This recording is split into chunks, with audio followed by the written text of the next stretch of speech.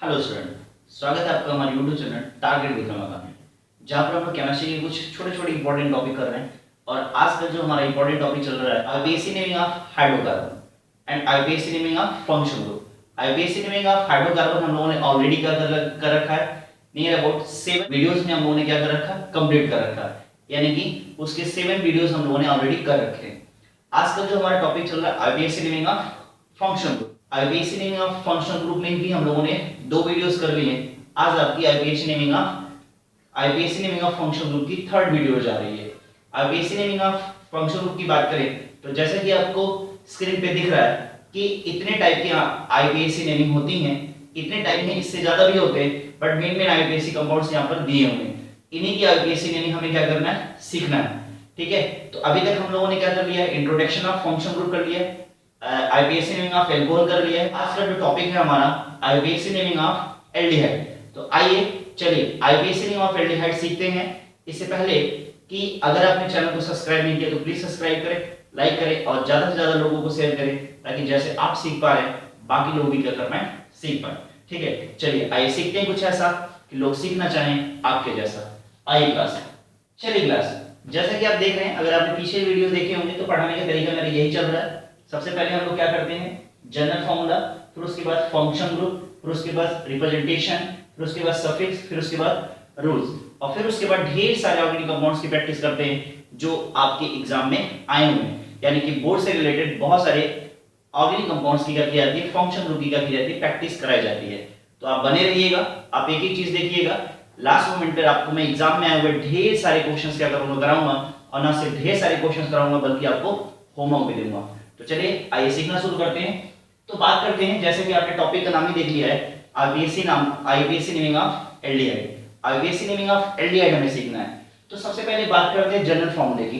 Now class, हम लगातार आपसे बताते चले आ रहे हैं कि जनरल फार्मूला, सफिक्स और फंक्शन ग्रुप, ये सारी चीजें क्या होती है, इंपॉर्टेंट होती। चलिए आपको मैं चेक करता हूं कि अगर मैंने आपसे पूछ लिया एल्कीन का जनरल फार्मूला क्या होता है, तो क्या मुझे बता पाएंगे एल्केन का जनरल फार्मूला? अगर मैंने आपसे पूछ लिया एल्कीन का जनरल फार्मूला, तो क्या आप मुझे बता पाएंगे? अगर मैंने आपसे पूछ लिया एल्काइन का जनरल फार्मूला, तो क्या आप मुझे बता पाएंगे? बोलिए। ठीक है, क्या मैंने आपसे पूछ लिया एल्कोहल का जनरल फार्मूला पूछ लिया, तो क्या आप बता पाएंगे? ठीक है, चलिए अब मैं आपसे पूछता हूं कि एल्कोहल का जनरल फार्मूला के साथ साथ एल्कोहल की सफिक्स भी बताइए आप। तो आपको पता है कि एल्कोहल का जो जनरल फार्मूला होता है वो क्या होता है, CnH2n+1 और OH होता है। एल्केन का जनरल फार्मूला ऑफ सफिक्स की बात करें तो सफिक्स क्या होता है, एन होता है, ANN, और जनरल फार्मूला क्या होता है, CnH2n+2 होता है। एल्केन के सफिक्स की बात करें तो क्या होता है, ENN होता है, और जनरल फार्मूला होता है CnH2n होता है।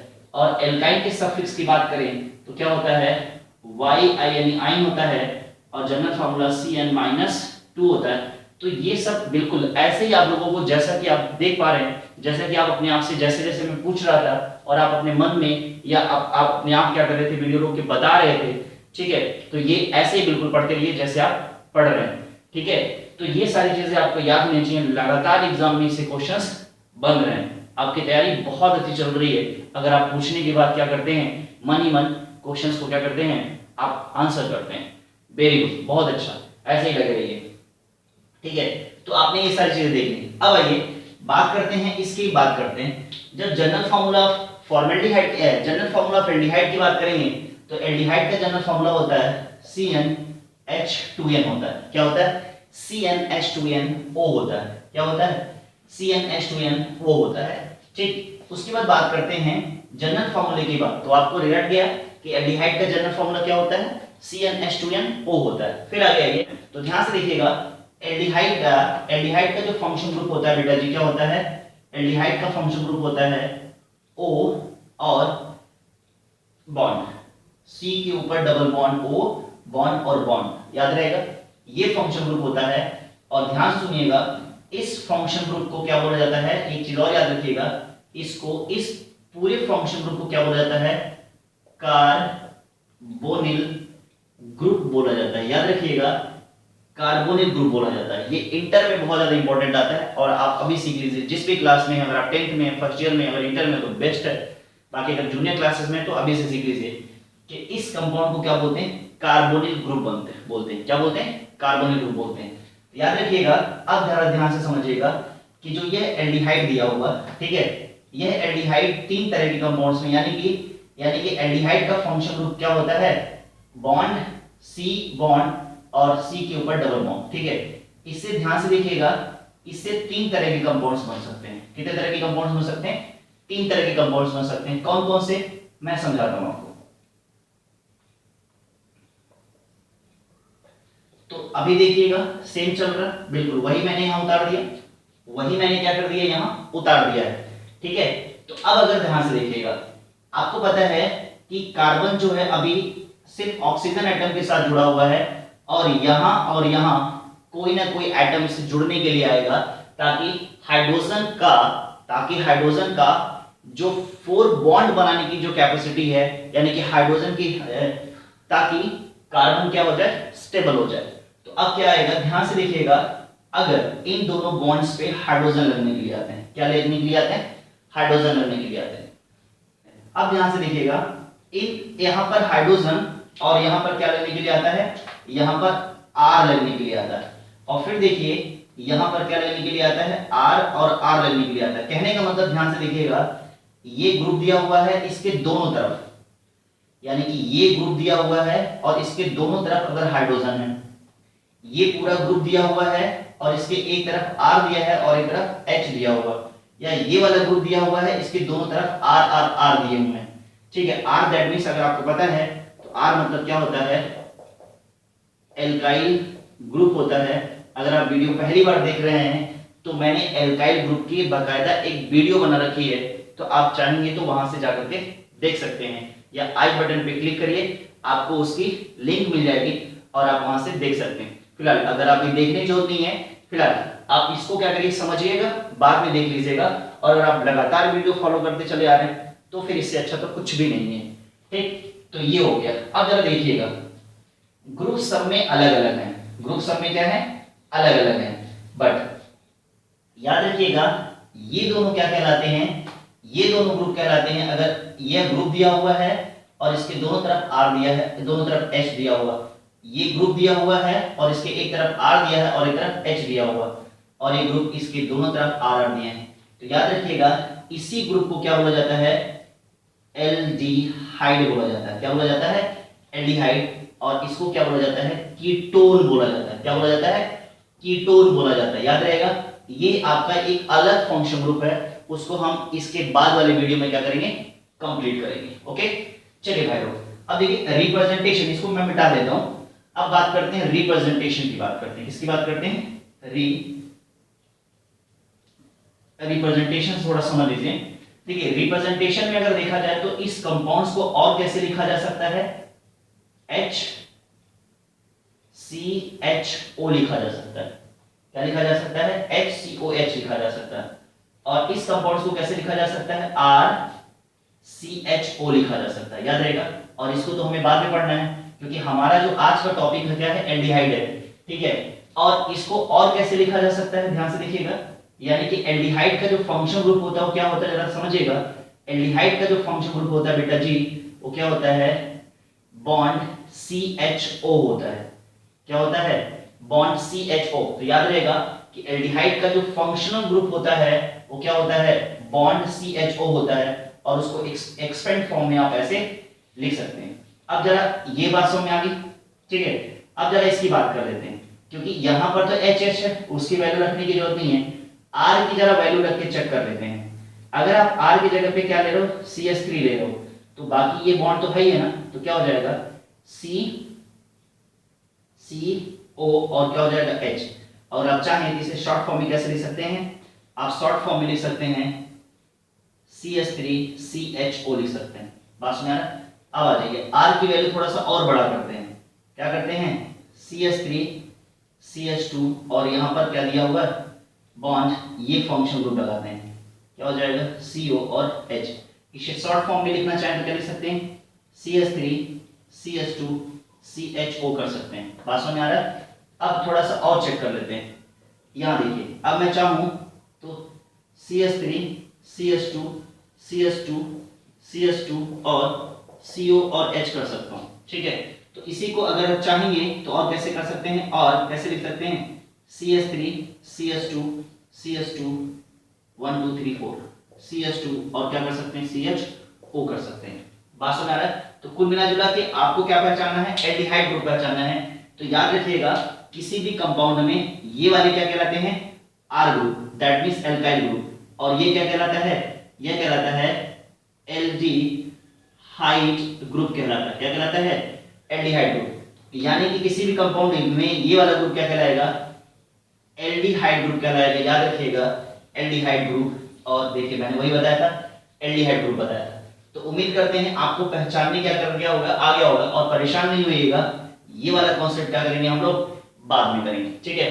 तो पहचानने आ गया कि किसी भी कंपाउंड में एल्डिहाइड ग्रुप कौन सा है, ठीक है। कैसे पहचानेंगे, जहां पर बॉन्ड CHO लगा होगा, यानी कि जहां पर भी CHO दिखेगा वह आपको क्या दिया हुआ, एल्डिहाइड दिया हुआ। यह ऐसे दिखे या ऐसे दिखे, आप परेशान बिल्कुल मत होइएगा। तो आप इसे नोट डाउन करिए। अच्छा चलिए, तो ये आपने कर लिया, ठीक है। अब आइए यहीं पर कर लेते हैं। तो इसको मैं थोड़ा सा स्किप कर सकता हूं। देखिए अब बात करते हैं सफिक्स की बात करते हैं। तो जो सफिक्स होता है इसके लिए क्या होता है, इसके लिए जो सफिक्स होता है AL होता है। क्या होता है, AL होता है। इसके लिए जो सफिक्स होता है क्या यूज होता है, AL यूज होता है, ठीक है। तो उसी तरह से बात करते हैं, सफिक्स के लिए हो गया। तो अब इसके रूट की बात करते हैं। किसकी बात करते हैं, रूट की बात करते हैं। तो जो रूट की बात करेंगे तो याद रखिएगा क्या होता है, एल्केन होता है। क्या होता है, एल्केन। और एल्केन का क्या हट जाता है, E, और उसकी जगह पे क्या लगता है, OL। तो क्या नाम हो गया, एल्केनल हो गया। याद रहेगा एल्केनल।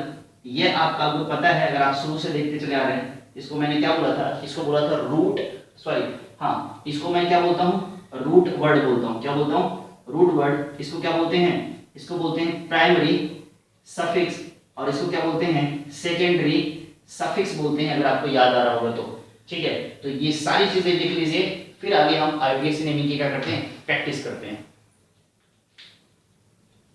चलिए आइए देखना शुरू करते हैं। अब क्या करना है, अगर आप देखो तो फार्मूला आपके पास पहले से है, क्या है, CnH2n और O है। अगर आप n इज इक्वल टू क्या लेते हो 1, तो क्या बनेगा आपका, देखा जाए तो C बन जाएगा, CH2O बन जाएगा, यही बनेगा। लेकिन इस कंपाउंड को कैसे लिखा जाता है, याद रखिएगा इस कंपाउंड को इस तरह से नहीं, हालांकि यह भी क्या है, यह भी क्या है, एल्डिहाइड ही है। क्या है, एल्डिहाइड है, याद रहेगा।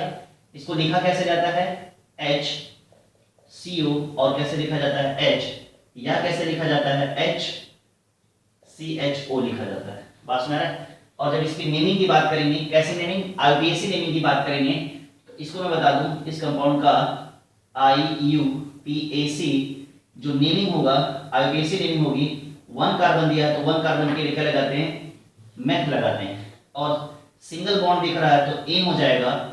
और इस वाले ग्रुप के लिए जो सफिक्स यूज होता है, क्या यूज होता है, AL। तो नाम क्या हो जाएगा, AL। तो नाम हो जाएगा क्या, मेथेनल हो जाएगा। क्या हो जाएगा, मेथेनल। और याद रखिएगा इसका कॉमन नेम क्या है, कॉमन नेम की अगर मैं बात करूं तो कॉमन नेम इसका फॉर्मेल्डिहाइड है। क्या है, फॉर्मेल्डिहाइड है। क्या है, फॉर्मेल्डिहाइड। याद रहेगा IUPAC नेम क्या है, IUPAC नेम क्या है, मेथेनल, और कॉमन नेम क्या है, फॉर्मेल्डिहाइड है। ये आपको याद रहना चाहिए। उसी तरह से अगर आपने ले लिया n = 2, तो क्या हो जाएगा, C2H4 और O हो जाएगा, ठीक है। तो अगर इस तरह से भी कंपाउंड लिखा है तो उसको भी क्या बोलेंगे, एल्डिहाइड बोलेंगे। क्या बोलेंगे, एल्डिहाइड। बट इसको लिखा कैसे जाना चाहिए, इसको लिखा जाना चाहिए CH3O और क्या हो जाएगा H। देखिए 2 कार्बन 4 हाइड्रोजन, यानी कि ये इस वाले के पास 3 और यहाँ पर 1 जाएगा, और एक ये क्या हो गया, ऑक्सीजन हो गया, ठीक है। तो अगर इसकी बात करें, अगर इसकी कॉमन नेम, अगर इसके IUPAC की बात करें, IUPAC की बात करें, तो अब अगर आप देखो तो यहाँ भी, यह भी तो कार्बन है, काउंटिंग कार्बन की करते हैं नहीं करते हैं, क्या हो जाएगा 1 और ये क्या हो जाएगा 2, क्या हो जाएगा एथेन, क्योंकि single bond between carbon and carbon, तो क्या हो जाएगा एथेन एथ, 2 कार्बन के लिए एथ और सिंगल बॉन्ड के लिए एन, और क्या हो जाएगा Al। तो नाम क्या हो जाएगा, एथेनल। और इसके अगर कॉमन नेम की बात करें तो क्या हो जाएगा एसिटल्डिहाइड हो जाएगा। क्या हो जाएगा? एसिटल्डिहाइड। याद रहेगा, इसका कॉमन नेम क्या है? फॉर्मल्डिहाइड। इसका कॉमन नेम क्या है? एसिटल्डिहाइड। याद रखिएगा, इन दोनों के कॉमन नेम मैंने जानबूझ के बताए हैं, ये लगातार आपसे पूछे जा सकते हैं। बात समझ आ रहा है कि नहीं आ रहा? चलिए अब बात करते हैं n=3 की बात करते हैं। जब आपने n=3 लिया है तो क्या हो जाएगा? C3H6 और O हो जाएगा। तो यह कंपाउंड भी क्या है? एल्डिहाइड है। क्या है? एल्डिहाइड है। अब इस कंपाउंड को एल्डिहाइड बोला गया। अब इसका जरा वो बनाते हैं, स्ट्रक्चर बात करते हैं। तो क्या हो जाएगा? स्ट्रक्चर कंडेंस फार्मूला के फॉर्म में लिखना चाहें तो क्या हो जाएगा? तो सबसे पहले तो अगर आपको लिखना है तो आप क्या करोगे? एल्डिहाइड के लिए H लगाओगे। ऐसे लगा दिया, ग्रुप ले लिया। तो इस ग्रुप में क्या हो गया? आपका H, C और H और O हो गया, इन्वॉल्व हो गया। अब बचे कितने? एक, और अब बचा कितना? दूसरा कार्बन। ठीक है, तो 3 कार्बन हो गए कि नहीं हो गए? हो गए। तो अब बाकी सबको हाइड्रोजन दे दो। तो इसको कितने हाइड्रोजन? 3 हाइड्रोजन। बाकी कितना बचा? इसको 2 हाइड्रोजन। देखिए कंपाउंड हो गया कि नहीं हो गया? नेमिंग की बात करें तो 1, 2 और 3। तो 3 के लिए क्या लगाते हैं? Pro and single bond between carbon and carbon. तो क्या हो जाएगा? एन। और इस वाले ग्रुप के लिए क्या लगाते हैं? Al। तो नाम क्या हो गया? प्रोपेनल। उसी तरह से अगर आप ले लीजिए n=4। जब इसके लिए n=4 लेंगे तो ध्यान से देखिएगा क्या हो जाएगा? C4H8 और क्या हो जाएगा? वो हो जाएगा। अब जरा इसको लिखना शुरू करें। ठीक है, इसको लिखना शुरू करिए तो क्या हो जाएगा? तो सबसे पहले तो आपको ग्रुप लिख लेना पड़ेगा। लिख लिया। बाकी रिमेनिंग कितनी हाइड्रोजन? 3 कार्बन दे दिया आपने, दे दिए। अब बाकी सबको हाइड्रोजन बना। तो इधर वाले को कितने हाइड्रोजन? 3 हाइड्रोजन। इधर वाले को क्यों? क्योंकि इस पे 2 बॉन्ड पहले से दिया हुआ, 2 बॉन्ड। ठीक है, तो दे दिया आपने। अगर आप देखें तो 8 कार्बन, 3 2 5 और 2 7 और 1 8 बाकी कार्बन हो गए। ठीक है, तो क्या हो जाएगा नाम? 1 2 3 एंड 4। क्या हो जाएगा? ब्यूट। 4 के लिए but, single bond between carbon and carbon. क्या हो जाएगा? एन। और इस वाले ग्रुप के लिए क्या लगाते हैं? नल। तो क्या हो जाएगा? ब्यूटेनल। यह देखिए, अगर आपको पता है तो इस तरह के फॉर्मूले को क्या बोलते हैं? कंडेंस फॉर्मूला बोलते हैं। क्या बोलते हैं? Condense formula. तो ध्यान से देखिएगा, यह आपका क्या है? एल्डिहाइड ही है। लेकिन अगर मैं बात करूं इस तरह से लिखना क्या कहलाता है? मॉलिक्यूलर फार्मूला कहलाता है। क्या कहलाता है? यह कहलाता है मॉलिक्यूलर फार्मूला। यानी अगर बात करें तो यह भी मॉलिक्यूलर फार्मूला, यह भी मॉलिक्यूलर फार्मूला, यह भी मॉलिक्यूलर फार्मूला और यह भी क्या है? Molecular formula. और अगर मैं बात करूं इस तरह से कंपाउंड लिखना क्या कहलाता है? कंडेंस फार्मूला कहलाता है। क्या कहलाता है? कंडेंस फार्मूला कहलाता है। याद आ रहा है? अगर आपको याद आ रहा होगा इसका हम स्ट्रक्चरल फार्मूला भी दे सकते हैं। कैसे दे सकते हैं इसका स्ट्रक्चरल फार्मूला? जरा देख लीजिए। इसका स्ट्रक्चरल फार्मूला देखिए, O और क्या कर दिया मैंने? H कर दिया। ठीक है, अब इससे दूसरा वाला हाइड्रोजन H और H, फिर उसके बाद अगला वाला हाइड्रोजन कार्बन, फिर उसके बाद अगला वाला।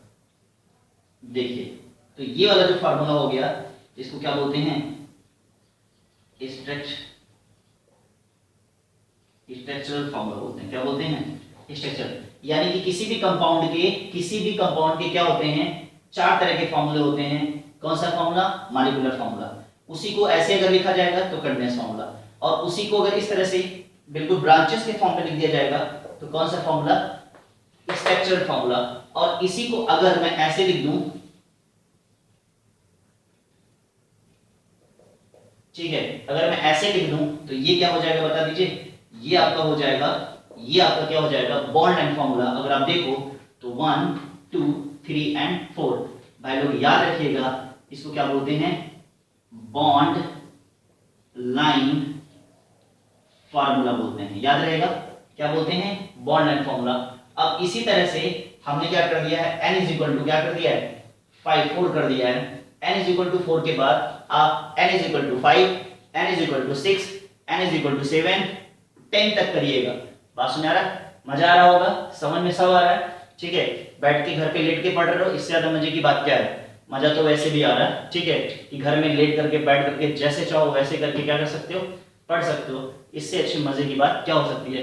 फिलहाल आप इसके शॉर्ट स्क्रीन ले लो, या नोट करना तो रोक करके लिख लो, शॉर्ट स्क्रीन ले लो, फिर आगे बढ़ना शुरू करते हैं। चलिए जैसे कि आप देख पा रहे हैं मैंने ढेर सारे क्वेश्चंस लिखे हुए हैं। तो अगर आप पीछे वीडियोस फॉलो करते चले आ रहे हो तो इन सारे क्वेश्चन में आपको कोई दिक्कत नहीं होनी है। ठीक है, तो अगर आप बहुत दिनों से पढ़ रहे हो और वीडियो को आप पॉज करो और फटाफट क्या करो?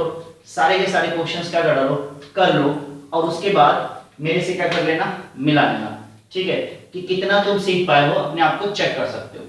अगर आप पहली बार वीडियोस देख रहे हैं तो आप मेरी बात समझिए कि आप इन क्वेश्चंस में मेरे साथ रहिए, इन क्वेश्चंस में आप क्या करिए, मेरे साथ रहिए। और इतना क्वेश्चंस मेरे साथ करने के बाद इसके बाद आपको आईपीएससी नेमिंग आ जाएगी, क्योंकि जितने भी कॉन्सेप्ट है सारे तरह के क्वेश्चंस मैंने दिए हैं जो आपके बोर्ड में बन सकते हैं।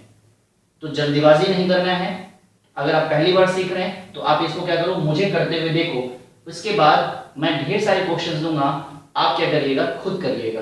ठीक है, बट इसमें नहीं करिए। और बाकी जिनको आता है उनके लिए मेरा सजेशन ये है कि आप वीडियो को रोको, ठीक है, और अपने आप से कर लो, और करने के बाद मेरे से क्या कर लो, मिला लो आंसर। चलिए आइए करना शुरू करते हैं। तो अगर इस कंपाउंड्स की बात करें तो थोड़ी देर पहले हमने लिखा हुआ है, यह किस फॉर्मूले से बना हुआ है, CnH2n और O से बना हुआ। किससे बना हुआ, CnH2n O से बना हुआ है। ठीक है, तो CnH2n ये थोड़ा सा क्या होता है, जैसे इन सारे कंपाउंड्स की बात करो, इसमें बॉन्ड CHO दिख रहा है, इसमें बॉन्ड CHO दिख रहा है, इसमें बॉन्ड CHO दिख रहा है। इनसे आप पहचान जाएंगे कि जो ये कंपाउंड्स हैं किसके हैं, एल्डिहाइड के हैं।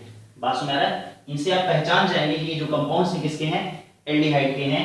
लेकिन अगर इस तरह के कंपाउंड्स आएगा तो आपको फार्मूला याद होना चाहिए, अदरवाइज आप कर नहीं पाओगे। ठीक है, तो अब आपको क्या करना है, जरा देखिए। तो इसका नाम क्या हो जाएगा, 7 के लिए क्या लगाते हैं, हेट लगाते हैं। ठीक है, और वहां क्या लगेगा, एन, और इस वाले फार्मूले के लिए क्या लगता है, एन लगता है। तो कंपाउंड का नाम क्या हो जाएगा, हेप्टेनल। क्या हो जाएगा, हेप्टेनल हो जाएगा। ठीक है, उसके बाद बात करते हैं, ठीक है, इस कंपाउंड्स की बात करते हैं। तो आपको बताया गया है कि काउंटिंग वहां से होती है जहां से कोई फंक्शन ग्रुप पास में पड़ता है। तो फंक्शन ग्रुप यही है, और मजे की बात यह है कि फंक्शन ग्रुप खुद भी एक कार्बन लेकर के चल रहा है। क्या कर रहा है, फंक्शन ग्रुप खुद भी एक कार्बन लेके चल रहा है। तो फंक्शनल ग्रुप का भी कार्बन क्या करेंगे, काउंट करेंगे। बहुत सारे बच्चे क्या करते हैं, कार्बन एक फंक्शन ग्रुप का काउंट ना करके यहां से करते हैं 1 2 3 4 5। नहीं, गलत है। फंक्शनल ग्रुप में भी तो एक कार्बन है, उस कार्बन को भी क्या करोगे, लेकर के चलोगे। शुरुआत तो भाई लोग घर से ही होती है ना, तो घर वाले चीज को पहले काउंट नहीं करोगे, बाहर चले जाओगे काउंट करने के लिए, नहीं, क्या हो जाएगा, गलत हो जाएगा। तो शुरुआत कहां से करनी है, घर से करनी है। ठीक है, तो कहां से करोगे, फंक्शन ग्रुप से। तो 1 2 3 4 5 6। ठीक है, अच्छा एक चीज आपके दिमाग में और आ रहा होगा, मैं बता दूं, जो एल्डिहाइड वाला फंक्शन ग्रुप होता है, एल्डिहाइड वाला जो फंक्शन ग्रुप होता है, यह हमेशा एंड पे ही आता है, कभी भी बीच पे नहीं आएगा। याद रखिएगा, अगर बीच में आता भी है तो क्या कंडीशन होगी, अभी मैं एक आईपीएससी नेमिंग उससे कराऊंगा। ठीक है, तो फिलहाल याद रखिएगा ये हमेशा एंड पे ही आता है, यानी कि याद रखिएगा जहां पर ये ग्रुप होगा वहीं से काउंटिंग क्या करेंगे, शुरू करेंगे, गलत मत करिएगा। ठीक है, अब आइए, इसमें क्या हुआ, दो फंक्शन ग्रुप आ गया। कौन सा, एक तो एल्डिहाइड वाला हो गया, और एक तो क्या हो गया, डबल बॉन्ड और डबल बॉन्ड हो गया। यहां पर भी क्या हो गया, एक एल्डिहाइड हो गया और एक क्या हो गया, ट्रिपल बॉन्ड हो गया। तो आपको बताया गया है कि आपको सिखाया गया है कि काउंटिंग वहां से करते हैं जहां से डबल बॉन्ड आती है, काउंटिंग वहां से करते हैं जहां से ट्रिपल बॉन्ड आती है। लेकिन अगर कोई फंक्शनल ग्रुप आ जाता है, जब कोई फंक्शन ग्रुप आ जाता है तो काउंटिंग वहां से करते हैं जहां से फंक्शन ग्रुप पास में पड़ता है। अब देखिए क्या हो जाएगा, 1 2 3 4 5। ठीक है, तो यहां 1 2 3 4 5 6 और 7। अब देखिए यहां पर सब्स्टिट्यूएंट ग्रुप आ गया है। क्या आ गया है, सब्स्टिट्यूएंट ग्रुप आया है और फंक्शन ग्रुप भी आया है। ठीक है, अगर आपको ये नहीं पता है कि सब्स्टिट्यूएंट ग्रुप क्या होते हैं, अगर आप वीडियो पहली बार देख रहे हो तो आप क्या करो, पीछे जा करके क्या करिए, सब्स्टिट्यूएंट ग्रुप की वीडियोस देखिए। सब्स्टिट्यूएंट ग्रुप पे मैंने बकायदा एक वीडियो भी क्या कर दिया है, आपके लिए बना रखा है। तो अगर आपने नहीं देखा है, अगर आपको नहीं आता है तो प्लीज जाकर उसे देखिए। और देखने के लिए कुछ नहीं करना है, ऊपर आई बटन दिया है उस पर क्लिक करिए, लिंक आपको नीचे मिलेगी, आप वहां से जाकर के देख सकते हैं। ठीक है, फिलहाल अगर नहीं आता है तो कोई टेंशन नहीं, जो नहीं है आप इसमें देखो समझ पाओगे। तो सब्स्टिट्यूएंट ग्रुप भी क्या कहता है कि काउंटिंग वहां से होती है जहां से सब्स्टिट्यूएंट ग्रुप पास में पड़ता है, लेकिन जब फंक्शन ग्रुप आ जाती है तो ऐसा नहीं होता है। तो 1 2 3 4 5 और 6, यहां देखिए ढेर सारे सब्स्टिट्यूएंट, ये आपका फंक्शन ग्रुप है और इसमें ढेर सारे सब्स्टिट्यूएंट, थोक के भाव में मैं क्या कर दिया, मैंने ढेर सारे सब्स्टिट्यूएंट ग्रुप मैंने लगा रखे हैं। तो काउंटिंग तो पहले 1 2 3 4 5 6 7 और 8 कर दिया। यहाँ देखिए यहाँ भी तो 1 2 3 4 5 और 6। अगर कोई वीडियो पहली बार देख रहा हो तो याद रखिएगा ये वाली जो चीजें मानी जाती हैं यहाँ पर क्या माना जाता है, कार्बन माना जाता है। क्या माना जाता है, कार्बन माना जाता है। ठीक है, तो इन कार्बन एटम्स को गिनना है 1 2 3 4 5 6। हो गया कि नहीं हो गया? आइए नेमिंग करना शुरू करते हैं। तो नेमिंग क्या है, 6 कार्बन दिया हुआ, तो 6 कार्बन के लिए क्या लगाते हैं, hex. Single bond between carbon and carbon ane, और क्या हो जाएगा एल, नाम क्या हो जाएगा हेक्सेनल। तो अगर आप चाहो तो 1 पे दिया हुआ है तो क्या करोगे 1 पे, लेकिन मैंने आपको समझा ही दिया है कि जो एल्डिहाइड ग्रुप होता है वो हमेशा एंड पे ही आता है, तो इसका जो नंबर होगा हमेशा 1 ही आएगा। तो लिखने की कोई जरूरत नहीं है, अगर आप लिखना चाहो तो लिख सकते हो। यहाँ देखिए 1 कितना दिया, 5 दिया है, तो 5 के लिए क्या लगाएंगे, पेंट। अब चूंकि एन नहीं लगेगा, क्या लगेगा, इन लगेगा। क्यों? क्योंकि यहाँ डबल बॉन्ड आ गया है, क्या हो जाएगा इन। लेकिन जैसे यहां से एन का क्या हटा है, ई हटा है, उसी तरह से इन का भी क्या हटेगा, ई हटेगा, और क्या हो जाएगा एल। तो क्या नाम हो जाएगा, पेंटेनल हो जाएगा। यहाँ क्या हो जाएगा, हेप्ट हो जाएगा, और हेप्ट के बाद क्या हो जाएगा, क्या लगेगा, आइन लगेगा। भाई लोग ट्रिपल बॉन्ड के लिए क्या लगाते हैं, आइन लगाते हैं एज अ सफिक्स। तो क्या हो जाएगा हेप्ट आइन, और इसका भी ई हटेगा, और क्या हो जाएगा एल, क्या हो जाएगा हेक्सेनल। अच्छा एक चीज थोड़ा सा मैं गलत कर रहा हूँ, क्या गलत कर रहा हूँ जरा देख लीजिए। पेंट हो जाएगा, पेंट के बाद बताओ कि जो डबल बॉन्ड है किस नंबर वाले कार्बन पे है, 4 पे हो जाएगा, तो 4 इन, और क्या हो जाएगा एल। उसी तरह से यहां भी क्या हो जाएगा भाई लोग, यहां भी हो जाएगा 6 आइन, और क्या हो जाएगा एल हो जाएगा। ठीक है, यहां बात करें तो सबसे पहले नाम किसका हो जाएगा, ब्रोमो का। तो क्या हो जाएगा 5 ब्रोमो, क्या हो जाएगा 5 ब्रोमो हो जाएगा। 5 ब्रोमो के बाद क्या हो जाएगा भाई लोग 5 ब्रोमो, और उसके बाद 6 दिया है तो क्या हो जाएगा hex. Single bond between carbon and carbon ane, और क्या हो जाएगा एल, तो 5 ब्रोमो हेक्सेनल। यहाँ पर ढेर सारे, ये इंपॉर्टेंट रिमार्क कर सकते हो आप, यहाँ पर ढेर सारे सब्स्टिट्यूएंट ग्रुप दिए हुए हैं। तो आपको सिखाया गया है कि जब सब्स्टिट्यूएंट बहुत ज्यादा आने शुरू हो जाएं तो आपको अल्फाबेटिकल ऑर्डर पे क्या करना होगा, ध्यान देना होगा। आपको अल्फाबेटिकल ऑर्डर पे कैसे ध्यान देना है, अगर आप देखो तो सबसे पहले किसका नाम लिखा जाएगा, सबसे पहले नाम लिखा जाएगा ब्रोमो का। तो ब्रोमो की पोजीशन देखो कहाँ है, 6 पे, तो 6,7 क्या हो जाएगा, 2 बार आया तो डाई, और कौन, ब्रोमो।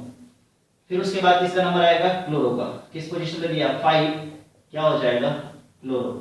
ठीक है, फिर उसके बाद किसका नंबर आएगा, एथ का। ठीक है, किसका नंबर आएगा, एथ का, क्या हो जाएगा, किस पोजीशन पे दिया, 3 एथाइल दिया हुआ। ठीक है, 3 एथाइल। फिर उसके बाद किसका नंबर दिया हुआ है, बता दीजिए, CH3 का नंबर आया। तो CH3 किस किस नंबर पे दिया हुआ, 4। और मजे की बात है देखिए 4 पे 2 दिए हुए हैं, तो 4,4, और उसके बाद 6 पे दिया हुआ 6, तो कितनी बार हो गया, ट्राई, और क्या हो जाएगा मेथाइल हो जाएगा, क्या हो जाएगा मेथाइल। उसके बाद दिया हुआ है 3 पे क्या दिया हुआ है, नाइट्रो दिया हुआ। क्या दिया हुआ, नाइट्रो दिया हुआ। अब देखिए कुछ छूट तो नहीं रहा, 8 दिया है तो क्या हो जाएगा 8 के लिए क्या लगाते हैं, oct. Single bond between carbon and carbon पे क्या हो जाएगा एन, और इसके लिए क्या लगाते हैं एल, तो नाम हो गया ऑक्टेनल हो गया।